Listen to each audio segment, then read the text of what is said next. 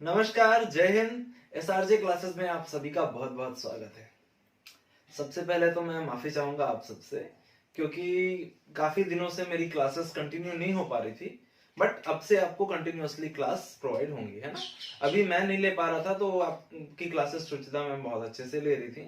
और आज से मेरी भी क्लासेस, आप 1 अगस्त है आज, मान के चलिए आज से मेरी क्लासेस भी एक कंटिन्यूटी के साथ चलेंगी, ठीक है। तो पिछली कक्षा तक के हमने छत्तीसगढ़ में क्या पढ़ा था, हम जिलों को पढ़ रहे थे, अलग अलग जिलों को लेकर, जिसके अंतर्गत हमने कांकेर जिला को कवर किया था। मतलब अगर हम एक देखें, कनेक्ट करने की कोशिश करें पिछली कक्षा से, तो कुछ इस तरीके से हमारा बस्तर संभाग का मैप बनता है, जिसमें हमने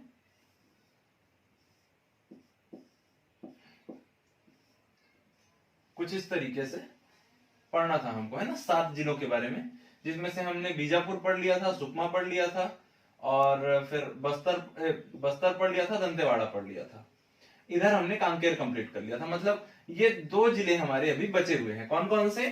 तो इधर नारायणपुर और इधर आपका आ जाएगा क्या, कोंडागांव। ठीक, तो इसी सीरीज में हमको इन दोनों जिलों को फिर से कवर हम करेंगे, और इन दोनों जिलों को कवर करने के बाद हमारा एक जो संभाग है, बस्तर संभाग, ये कंप्लीट हो जाएगा। अगर आपने पुरानी वीडियोस नहीं देखी हैं तो आप जाके, प्लेलिस्ट बनी हुई है चैनल पे एक अलग से, आप जाके उसमें चेकआउट कर सकते हैं। आपको एक वीडियो जो है एक कंटिन्यूटी के साथ मिलेगी, आपको एक सीक्वेंस में सारी चीजें मिलेंगी, है ना, स्टेप बाय स्टेप। ओके, तो अभी हम फिलहाल पहले देखते हैं कोंडागांव जिला। ठीक है, कोंडागांव जिला। ठीक, अंग्रेजी माध्यम वालों के लिए कोंडागांव डिस्ट्रिक्ट। ठीक, चलिए पहले तो एक ओवरव्यू ड्रॉ कर लेते हैं अपन, है ना।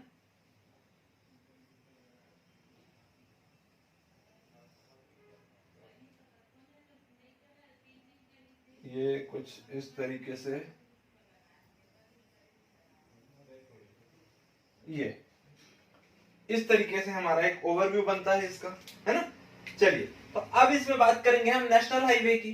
तो नेशनल हाईवे नंबर, जैसा कि हमने पढ़ा था कि कांकेर से कोंडागांव कौन सी नेशनल हाईवे आती है, याद कीजिए आप, कौन सी नेशनल हाईवे है ये है नेशनल हाईवे नंबर 30। मैंने बताया था आपको कि एमपी से आंध्र प्रदेश को कनेक्ट करती है नेशनल हाईवे नंबर 30, और नेशनल हाईवे नंबर 30 की छत्तीसगढ़ में लंबाई है 636 किलोमीटर, और 636 किलोमीटर लंबाई के साथ छत्तीसगढ़ का सबसे बड़ा राष्ट्रीय राजमार्ग कौन सा है, तो नेशनल हाईवे नंबर 30 है। ठीक है, कवर्धा जिले की चिल्फी घाटी से होती हुई ये मध्य प्रदेश जाती है, और सुकमा जिले के कोंटा को क्रॉस करते हुए ये आंध्र प्रदेश को जाती है। ठीक, तो ये है हमारा क्या, नेशनल हाईवे नंबर 30। ठीक, अब देखो, अब मान के चलिए इसके ऊपर कौन सा जिला है, तो कांकेर जिला है। हमने पढ़ा था पिछली क्लास में, कांकेर जिले को ही हमने कवर किया था, है ना। तो कांकेर जिले से जैसे ही आप नेशनल हाईवे नंबर 30 में आते हैं और आप कोंडागांव जिले में प्रवेश करने वाले होते हैं, तो आपको कुछ इस तरह से पहाड़ियां और घाटियां मिलती है ना। और इस घाटी को जाना जाता है केशकाल घाटी के नाम से, केशकाल घाटी। ठीक, यहां पे शॉर्ट फॉर्म लिख देते हैं, केशकाल घाटी। इसके बाद आएंगे तो चलिए, केशकाल घाटी हो गया। केशकाल घाटी के बाद यहां पर आपको केशकाल शहर पड़ता है। ठीक है, केस लिख दे रहा हूं मैं इसको, केशकाल शहर पड़ता है। केशकाल के बाद आप थोड़ा सा और आगे आएंगे तो आपको पड़ता है फरसगांव, और उसके बाद आपको पड़ेगा यहां का जिला मुख्यालय जो कि है कोंडागांव। ठीक, याद करते चलिए, नेशनल हाईवे नंबर 30, इसमें जैसे ही हम कांकेर जिले को क्रॉस करते हैं और कोंडागांव जिले में प्रवेश करने वाले होते हैं, तो हमको सबसे पहले पड़ेगा केशकाल घाटी।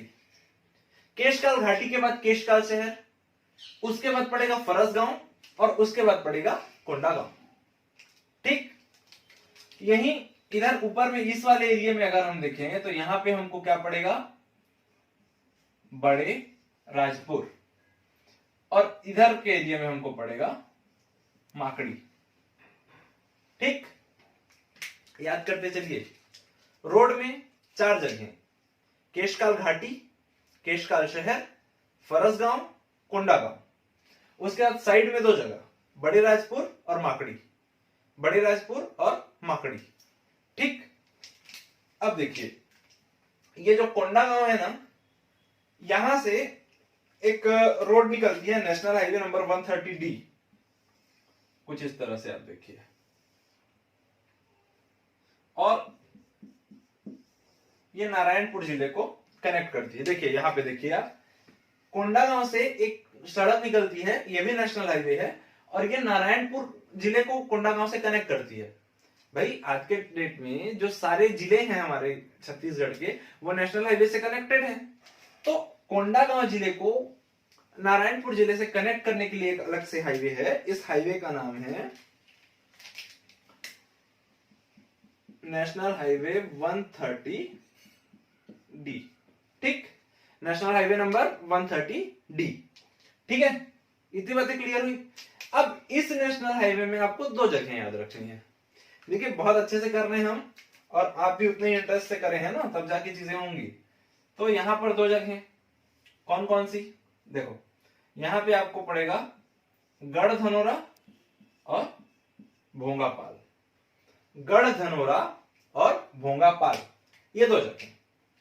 तो चलिए इतनी जगह हमने देखी, अब इतनी जगहों को हम एक बार रिकॉल करते हैं। तो सबसे पहले नेशनल हाईवे नंबर 30 में केशकाल घाटी, फिर केशकाल शहर, उसके बाद फरसगांव और फिर कोंडागांव। साइड में 2 जगह, बड़े राजपुर, माकड़ी। उसके बाद नेशनल हाईवे नंबर 130D में 2 जगह, गढ़धनोरा और भोंगापाल। ठीक, क्लियर हुई इतनी चीजें। देखिए अब ये जो माकड़ी है ना, यहां से एक नदी निकलती है यार, कुछ इस तरीके से, और इस नदी का नाम है नारंगी नदी। ठीक है, नारंगी नदी। आपसे क्वेश्चन करेगा कि कोंडागांव कौन सी नदी के किनारे बसा हुआ है, तो आप आंसर लगाएंगे नारंगी नदी, है ना। माकड़ी तहसील से निकलती है ये नदी, और माकड़ी तहसील से निकलकर कोंडागांव इसी के तट पर बसा हुआ है, फिर आगे जाती है। ठीक है, इतनी चीजें याद हुई। देखो अब ये हमारा टोटल क्या है, कोंडागांव डिस्ट्रिक्ट है।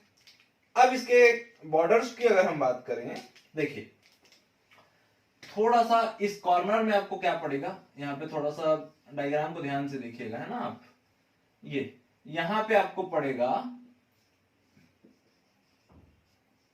धमतरी। ठीक, उसके बाद इधर का पूरा भाग आपको पड़ेगा कांकेर। कांकेर से फिर इधर आ जाएंगे तो यहां से आपको पूरा पड़ेगा फिर नारायणपुर। नारायणपुर नीचे तक आएगा, यहां से आपको पड़ेगा क्या, नीचे में इसके बस्तर। बस्तर, ठीक, क्लियर है। और इधर का जो क्षेत्र है यहां पर पड़ेगा आपको उड़ीसा। ठीक है, तो इस प्रकार 1 2 3 4 जिलों से और एक राज्य से घिरा हुआ है हमारा जो कोंडागांव जिला है वो। ठीक है, देखो अब क्या करना है, ये सारी जगहों को तो हमने देख लिया अभी। अब सारी जगहों के बारे में कुछ कुछ जो इंफॉर्मेशन है वो भी तो जानना है हमको, है ना। तो देखिए सबसे पहले वर्ष 2012 याद रखेंगे, कोंडागांव जिले का गठन वर्ष 2012 में हुआ था, और यहां पर 5 तहसील हैं।